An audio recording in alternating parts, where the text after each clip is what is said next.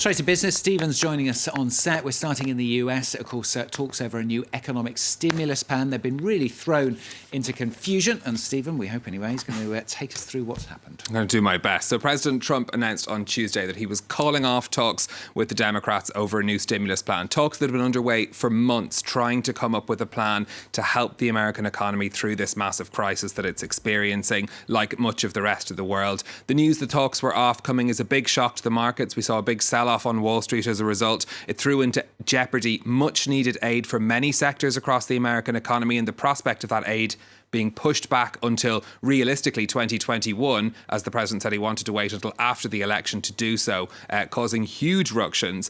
But then President Trump followed up with another series of tweets saying that he would be open to signing aid for particular sectors, tackling some of the big issues like another round of stimulus checks for American taxpayers or extending aid to airlines. So perhaps opening the door to some sort of negotiation on this. Until now, the Democrats have always refused a piecemeal approach to stimulus. They say that the major plan is needed and needs to be agreed together, but there does seem to be some room for manoeuvre now, so perhaps those talks may resume. We shall see. What sort of measures are actually in the plan then, Stephen? Some really important ones that affect hundreds of thousands of Americans and millions in some cases, in fact. The first is unemployment benefits. Under the first round of the emergency aid in the United States, people who were laid off were getting $600 a week extra in unemployment benefits. Those extra benefits expired at the end of July, and they still haven't really come up with a replacement. There are piecemeal approaches out there, but they haven't really properly replaced that.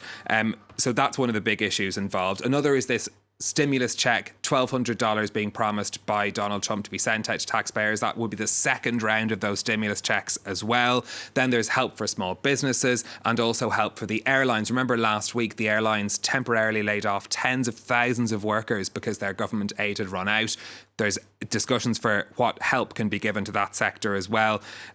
So now President Trump saying that he's willing to give ground on the stimulus checks, on the small business aid and on the airlines, but it depends on whether the Democrats choose to agree with all those things, of course. What's at stake then for the whole economy then here, Stephen? America is the number one economy in the world. What happens in the United States does have an impact around the world. And what's at stake here really is how much the American government is willing to do the heavy lifting to bring the country out of this pandemic hit economy.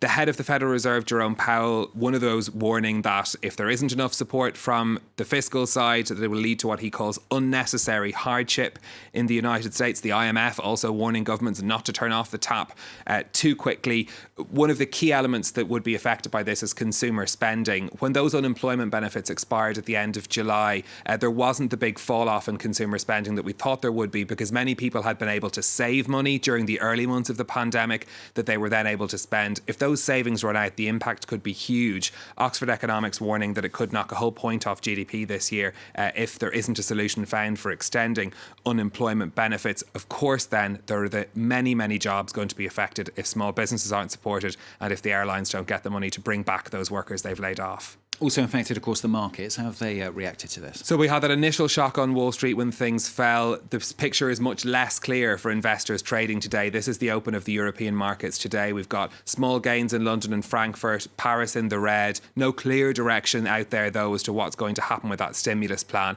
I should say investors like government stimulus. It tends to be good news for the markets. We can see in Asian trading as well, those later series of tweets from Donald Trump throwing the whole issue into confusion, also having an effect on Asian markets. The Kospi in Seoul and Hang Seng's in Hong Kong both seeing gains, while the Nikkei in Tokyo is down. Going to take you back to the US now. This is a new congressional report looking at competition and also at technology.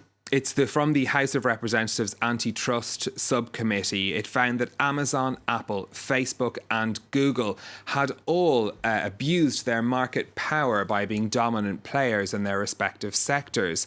It recommends that US competition law should be rewritten so that these companies can be forced not to act unfairly, including potentially breaking up the companies to keep their various arms separate. Georgina Robertson has the story.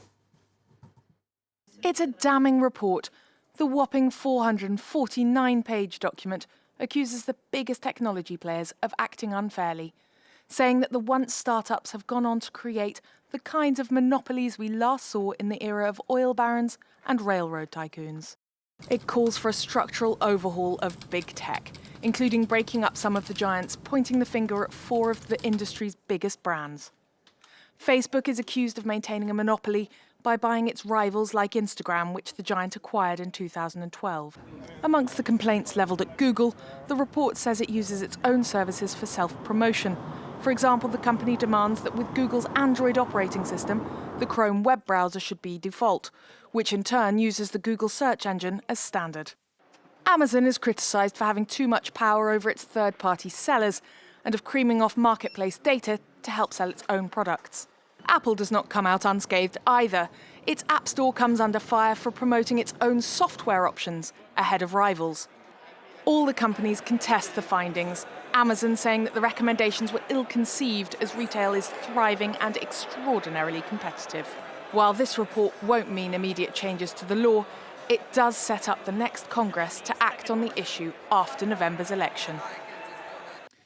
And finally from Stephen, an institution from the global comedy scene is going on sale in the US. Chicago's Second City is where some of the world's most celebrated comedians cut their teeth, including the likes of Tina Fey and Amy Poehler.